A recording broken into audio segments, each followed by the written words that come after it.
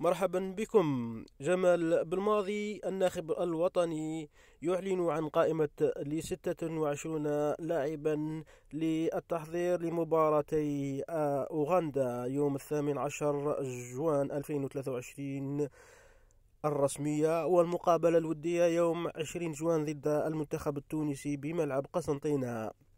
إذن القائمة كالتالي: 26 لاعبا، 3 حراس مرمى ولاعبي دفاع ولاعبي وسط الميدان ولاعبي هجوم. ما لاحظنا على هذه القائمة هو غياب يوسف بالليلي وآيت نوري ومبولحي، كما حملت أسماء جديدة هي كالتالي: في حراسة المرمى مانديرا وزغبا وبنبوط.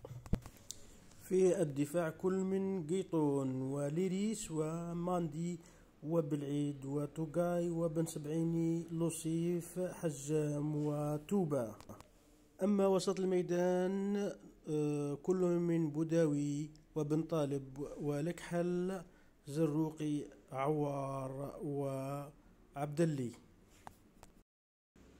أما الهجوم كل من محرز وبوعناني وبن رحمة والشايبي وعمورة سليماني بونجاح محيوس. إذن هذه هي خيارات وقائمة بالماضي للقاء أوغندا وتونس في شهر أجوان 2023.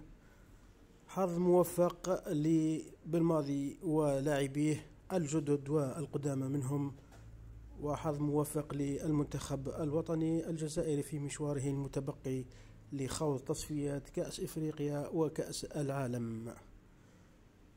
شكرا لكم لتتبعكم، ويرجى الاشتراك في القناة وتفعيل الجرس ليأتيكم كل جديد.